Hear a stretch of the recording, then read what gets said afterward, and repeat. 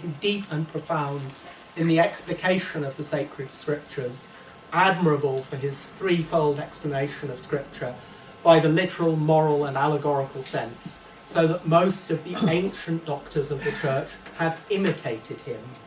He did thoroughly search the entrails and bowels of scripture, by which, leaving the literal sense, he directed men to a higher end. So that view of Philo, which shows some embarrassment actually about what it is that he's trying to do, what Philo is thought to have done in reading scripture.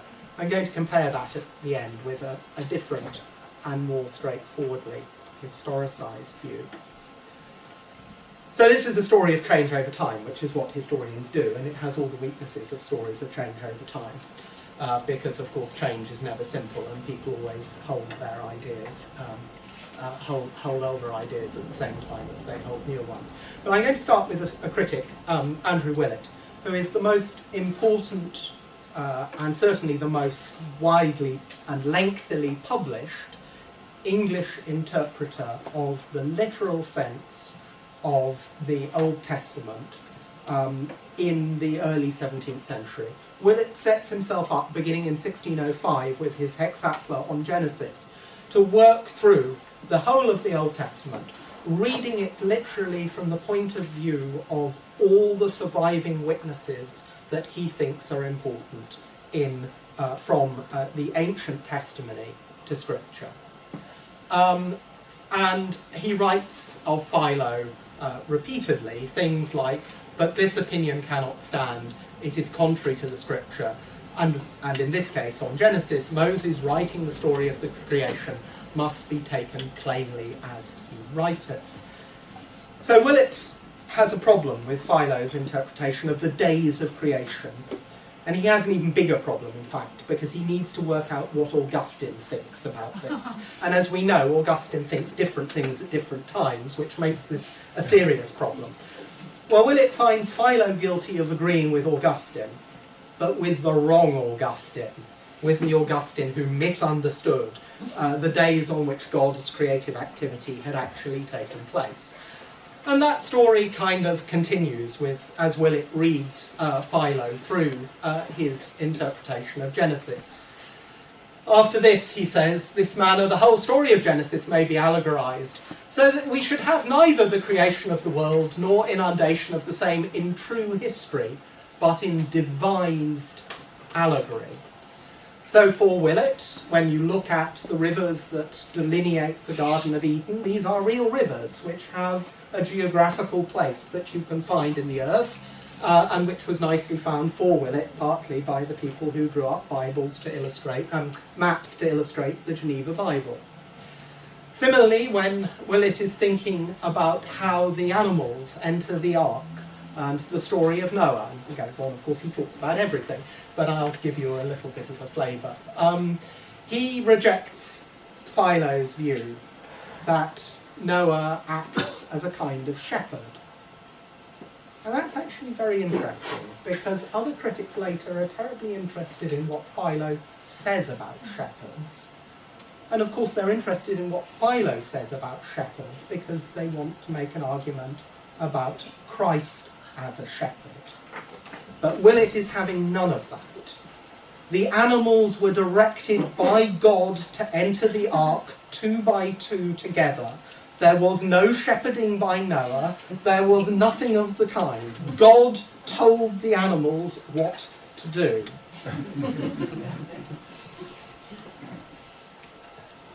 And Hugh of St. Victor is wrong too, Willett tells us. And he sees Philo and Hugh as being wrong for the same sorts of reason, which tells you also about Willett's sense of his modernity. He's not only rejecting Catholic criticism, he's rejecting what he sees as medieval criticism. Well, he wouldn't put it quite like that, but something similar.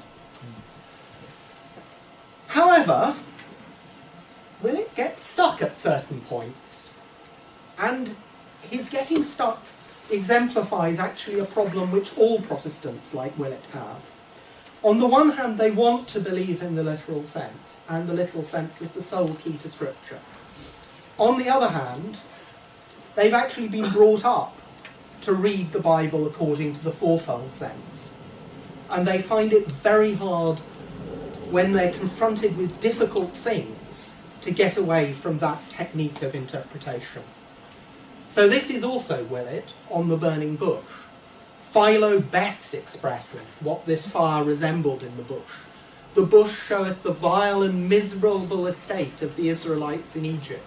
The fire their affliction, the not consuming of the bush, that they should be preserved in their trouble and be delivered from it, and that in the end they should be as brambles to prick and wound their enemies. This is a straightforward allegorizing reading, bringing out the moral meaning, the moral sense of a scriptural text, although I think Willett would want to say he'd done a bit more than that because he'd given it a historical sense too. But nevertheless, it shows that for all his attack on Philo, Willett is still thinking in terms which actually reflect the style in which Philonic readings had developed over a much longer period. It's a pre-Scaligerine period in this context. I, of course, had to show you this because it's the finest picture you can show from 17th century England. And similarly, John Donne had no difficulty co-opting Philo as an author of allegory who can help you find the truth in the Old Testament, and that truth, of course, is the moral truth of the Christian message. Now, thanks to the processes which Nick told us about, these things changed in the 17th century. And they changed as, in an English context, as English scholars encountered particularly the divinity that was being practiced in places like Leiden, but also as they argued with sophisticated Catholic critics, particularly Baronius. And in that context,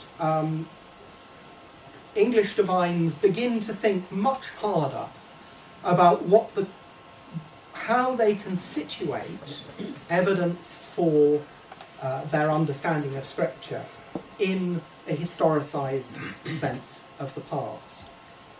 Now, that historicisation can go in all sorts of directions, and it does in two of the most famous readings of Platonic divinity.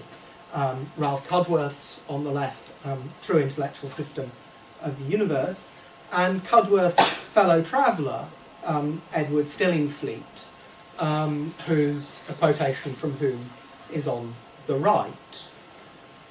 And if I can unpack that quotation just a little bit, it seems to me that one of the things which Stillingfleet is trying to say is that Philo wrote moral interpretations of Scripture because he'd been trained in Egyptian ways of thinking. It wasn't just that this is what Jews did, and it wasn't that this was something which medieval Jews had learnt to do, which is one of the criticisms that people make about this kind, Christian writers make about this kind of interpretation of Scripture. It's actually a much more interesting claim. It's a claim that Philo might have learnt to read Scripture the way that Moses wrote it, because they shared an education. And that's a very interesting form of contextualisation. Of course, it's also a form of contextualisation which has problems, but it's a very interesting one.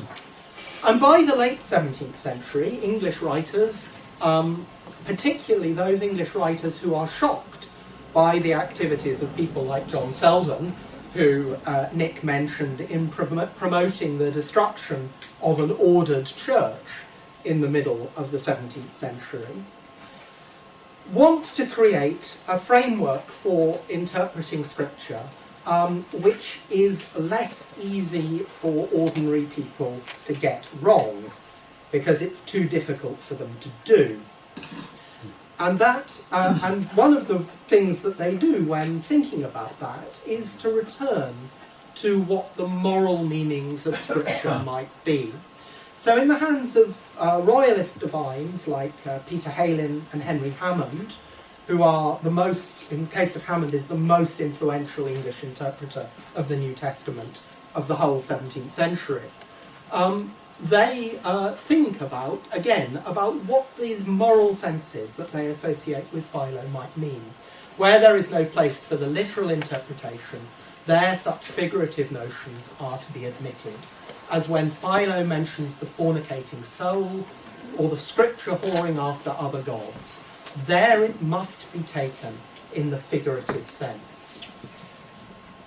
And Henry Hammond's work is read by other people. It's read extensively in the Netherlands. It's read, it's itself heavily influenced by the writings of Grotius, and it's picked up by, in many ways, the most important author, compendious author of biblical criticism of the early 18th century, Jean Leclerc.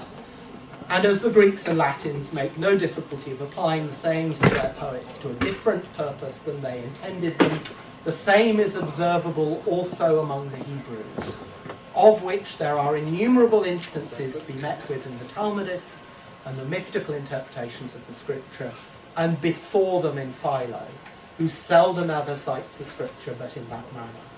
And this being a usual practice in the time of the apostles, it is no wonder if they followed the custom of the age wherein they lived, there being no harm at all in that custom. Allegorical readings are scriptural because they are the readings that the apostles brought to scripture. The apostles had been trained to read the Bible in the same way that Philo had in some senses, and that therefore this is an acceptable thing for a Protestant writer to do. This is the shift that I'm trying very crudely to suggest takes place. It's of course not a shift which is unopposed. It's not a shift which doesn't bring with it casualties in terms of the creation of a reformed notion of scripture.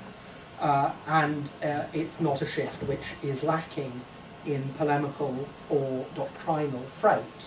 It's of course a shift which also indicates splits within Reformed Protestantism and their ongoing institutionalization by the political events of the 17th century. But nevertheless, I think it is that something has taken place here and that it's building on some of the developments that Nick told us about. I'm just, for the rest of this paper, going to take you through some of the places where an understanding of Philo's biblical criticism spoke directly to the evidence that English writers wanted to take from the Bible in order to build arguments about the world in which they lived. Firstly, what sort of historical biblical world did that world come out of? Well, one of the, as Nick has told us, so I won't go into this, one of the ongoing debates throughout the 17th century in English biblical criticism and in continental biblical criticism relates to the authority of the Septuagint and to the authority behind the Septuagint of the stories told by it that derive from the letter of Aristeas. By the end of the 17th century, English writers had resurrected and developed the arguments that Nick told us about and represented them in a fashion which fairly wholeheartedly undid the notion of the authenticity of the letter of Aristeas as a Hellenistic witness apart from anything else. And with that, they unwound this story. One of the consequences of the unwinding of that story was that people thought differently about kingship. They thought differently about the kingship of the pharaoh Ptolemy, something where, again, Philo is cited as an authority in order to show the sort of things that kings do. The sort of things that kings do is promote translations of the Bible. But Philo also appears in a much more topical mid-17th century debate, which then runs and runs, which is what sort of things do kings do, and what is their relationship to what priests and bishops should do. And here, James Harrington, in some ways the most interesting mid-17th century reader, English reader of the Bible for political points, engaged with Henry Hammond on the meaning of the text. He thought about and he was thinking about what Philo had said about Joseph. Joseph was ordained governor of all Egypt under the king. So again of Moses he was constituted their ruler, and so of Aaron's sons, and so on. And what Harrington then says is that this word, which he interprets karatanizing, says Dr. Hammond in this place, signifies no more than ordaining by the imposition of hands. That's a very interesting use of language. But this is not so generally acknowledged by late writers, but that it may be useful to give some few testimony out of those writers which were nearest the times of the scripture. The people of Egypt, till having sold their lands, they came to lose their popular balance, were not servants to Pharaoh, they were free. But that Moses is said to have been karatanized ruler of the people can, in my judgment, be no otherwise than literally taken, since seeing God himself was no otherwise made king in Israel than by the suffrage of the people. Harrington's Egyptians are free. Harrington's Israelites make themselves into a form of bondage because of their relationship with God. But they retain the freedom to withdraw from that if necessary. Hammond's kings, Helen's kings, naturally have this biblical authority, an authority that they pass down to bishops, the imposition of hands, and through bishops and their imposition of hands to priests. So how you read the meaning of texts has direct political consequences for these writers, and Philo plays a direct role in this politicised reading of Scripture. And that reading is a historicised one. I'm going to end with another series of thoughts about Philo and his impact on biblical criticism. I'm going to end with a strange reader of biblical criticism, Isaac Newton, who read this edition, but sadly not this copy. If you find Newton's copy of Philo, I will be very grateful to you. I haven't managed to find it yet. And who corresponded also and talked to his friends in Cambridge about the meaning of Philo's text. What Newton wanted out of Philo, it turns out, was none of the things that I've been talking about, and was certainly not allegorized or figurative readings, which Newton was extremely suspicious of. Instead, what he wanted was another account that would allow him to explain what had happened in the temple. And in that context, again, it's very interesting to see what sort of critics in this confessionalized and institutionalized landscape of late 17th century England Philo brings together. Because the same passages of Philo that Newton is interested in, that tell you about how the priests practiced in the temple, are the passages that people like Heland and Hammond are interested in, as telling you about the authority of priests. So the same readers, readers who are contemporaries with one another, looking at the same passages of Scripture through Philo's eyes, can take away from them very, very different things, and things that represent actually very, very different attitudes to the continuity of Christian institutions derived from their understanding of the Bible. For Newton, it is the continuity of the Jewish church that matters, and the worship that it provides, which is not modelled correctly by any surviving Christian church. For Heland and Hammond, the same texts tell you priests can take tithes, the Church of England is right to take tithes, the people who oppose the taking of tithes have got it wrong. So we have, it seems to me, a widely historicised but still confessionalised landscape of the interpretation of the text. A text which is being read literally, but is now also open to a wider range of meanings, and in particular, when it reads things literally, wants to dress that reading up as having historical authority.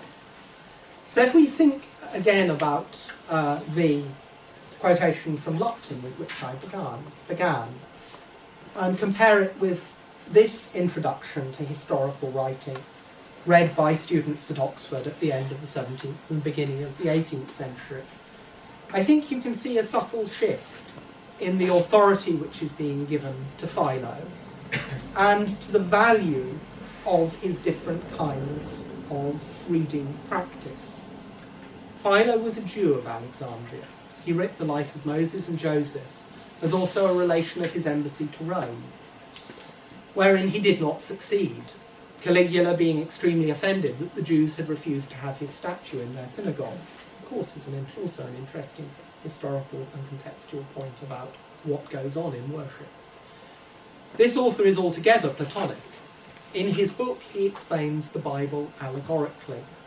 He is eloquent and very diffusive, and his moral comes very near that of the Christians.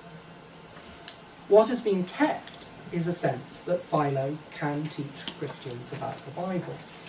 What has gone is the sense that Philo is a Christian father of the church.